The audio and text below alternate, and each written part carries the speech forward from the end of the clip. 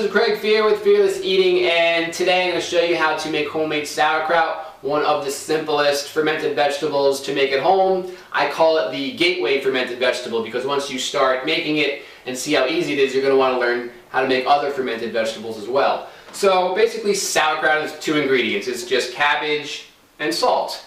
A common third ingredient is whey, and whey is often added as a little bit of a starter culture to make the fermentation process a little more consistent. But if you don't have whey, not a big deal. You don't have to use it.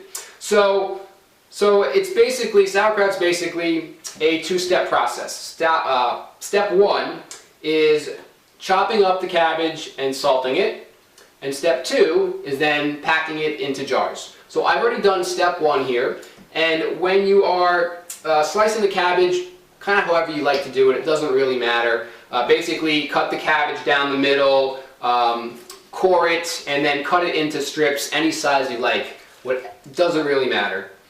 I like kind of, as you can see, more kind of medium-sized strips. I don't like it too thin and stringy. So when you chop it, you're going to salt it and put it into bowls as you chop it. About 1 to 3 tablespoons of salt per medium head of cabbage.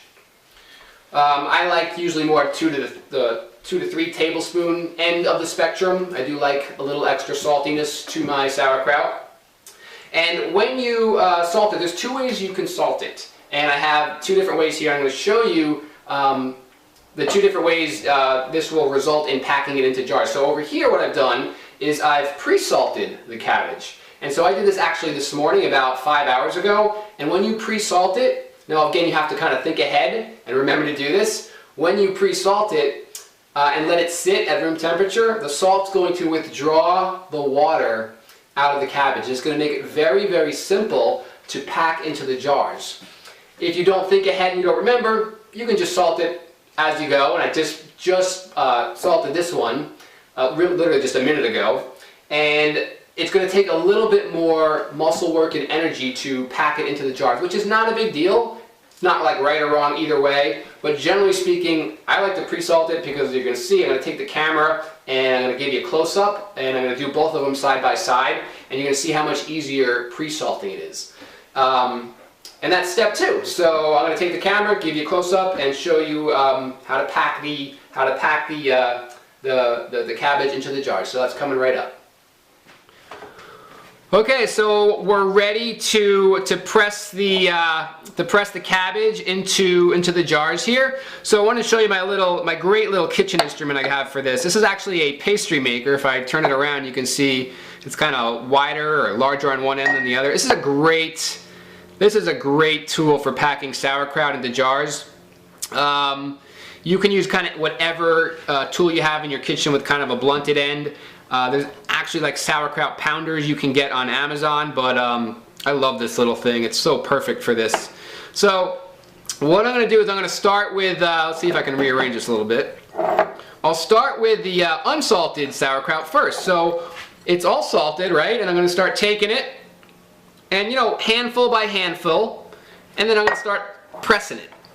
And as you can see, it takes a little muscle work, and I'll kind of switch ends, to kind of get it going. But if I keep going, and I'm just persistent with it, the water starts coming out of it. And that's what we're doing. What we're doing is we're trying to press all the water out of the cabbage, and so that the level of the liquid of the water is going to start rising above the cabbage, and that's what's going to, that salty brine is what's going to make the proper environment for the fermentation to happen. It's what's going to keep out bad bacteria and allow the proliferation of good bacteria and allow the fermentation process to happen. So you just have to be persistent with it. It'll take me, maybe 5 minutes or so per jar with this method. Now, watch this. Now I'm going to take the pre-salted cabbage, put some in here, and watch how much easier this happens. It just goes a lot quicker.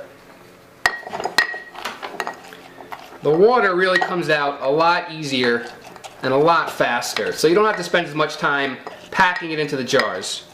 Now again, it's not that big of a deal. It's not like this way is better than the other. It's just that, you know, I just think this method goes quicker. It saves me time. The only thing is you gotta like think ahead, you know? You gotta think, well, if I'm making sauerkraut today, I gotta remember to pre-salt it in the morning. So you can really see that water starting to come out. Can you see that? Yeah, that's a good close-up.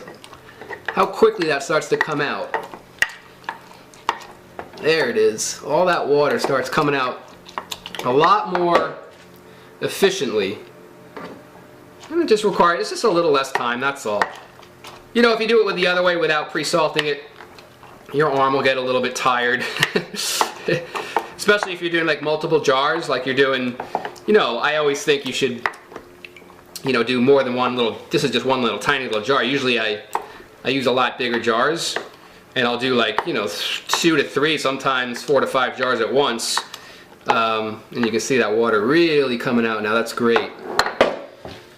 And I just like to do bigger batches because, you know, this will last a long time in the fridge. This will last you a good, you know, it'll last good 5-6 months.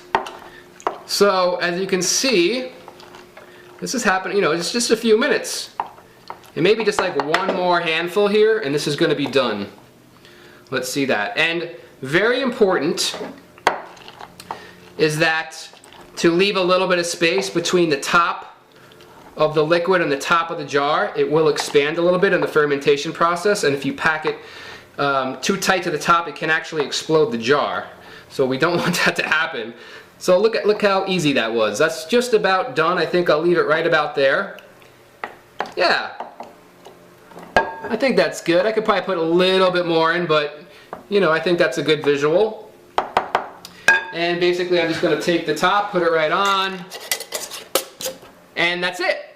And so I'm going to leave this on the counter for about at least 3 days. Now, you know, you can go a lot longer. Keep in mind, people historically used to keep, before refrigeration, we used to put these in their root cellars all winter. So if you have a cool place in your house, you can certainly keep it out a lot longer. If it's, you know, winter, it might take it longer than 3 days. You'll know when it's ready. You just kind of pop it open and taste a little bit, and you'll know when it tastes like sauerkraut. So that's how simple it is. So that's how to make homemade sauerkraut. Hope you enjoyed it. Hope you learned something, and happy